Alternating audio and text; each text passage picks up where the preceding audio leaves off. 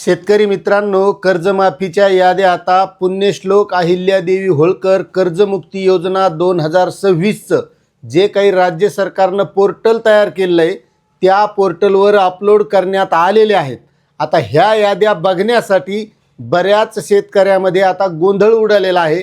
नेमक्या या कोणत्या आपले सरकार सेवा केंद्रावर बघाव्यात, कारण या आपले सरकार सेवा केंद्रामध्ये सुद्धा दोन प्रकार आहेत आणि यामुळे बरेच शेतकरी हे गोंधळून गेलेले आहेत आणि त्यांना तेथे गेल्याच्या नंतर आपण पात्र आहोत का हे बघावं लागणार आहे। आणि ते बघितल्यावर सुद्धा आपण जर पात्रही असलो तरी आपल्याला त्यामध्ये कोणत्या प्रकारची काळजी घेणं गरजेचं आहे हे खूप महत्त्वाचं आहे। आता तुम्हाला सांगतो, आपले सरकार सेवा केंद्रावर आपल्याला जर हे बघायला जायचं असेल तर यामध्ये महत्त्वाचं आहे, आता सगळीकडे आपले सरकार सेवा केंद्रच आहेत जे काही CSCचे आहेत। मात्र यामध्ये ज्या काही कर्जमाफीच्या याद्या आहेत त्या महा सेवा केंद्रावर आहेत, ज्यांच्याकडे जात प्रमाणपत्र काढलं जातं, उत्पन्न प्रमाणपत्र काढलं जातं, डोमेसाईल प्रमाणपत्र काढलं जातं। अशा आपले सेवा केंद्रावर ह्या याद्या बघायला मिळणार आहेत। जिथं नुसतं CSC सेंटर आहे, आपले सरकार सेवा केंद्राचा बोर्ड आहे, त्यांच्याकडं या याद्या बघायला मिळणार नाहीत। आणि हे सर्व केंद्र ज्या याद्या बघायच्यात ते प्रत्येक ग्रामपंचायतमध्ये आहेत। आता काही ग्रामपंचायतचे चालू असतात, काही ग्रामपंचायतचे बंद असतात।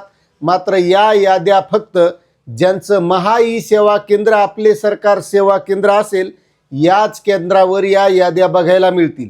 आता ही यादी बघितल्याच्या नंतर आपण त्यामध्ये पात्र आहोत, आपला विशिष्ट क्रमांक आहे।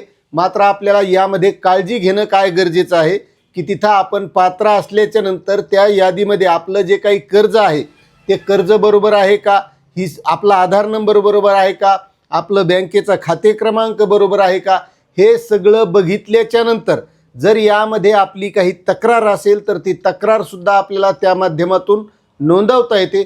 आणि जर माहिती सगळी बरोबर असेल तर आपण त्याच महा सेवा केंद्रावर आपले सरकार सेवा केंद्रावर आधार प्रमाणीकरण करायचे आणि आधार प्रमाणीकरण केल्याच्या नंतर 31 जुलैच्या पूर्वी आपली जी काही कर्जमाफीची रक्कम आहे राज्य शासनाकडून दिली जाणारी ती आपल्या कर्ज खात्यामध्ये येणार आहे।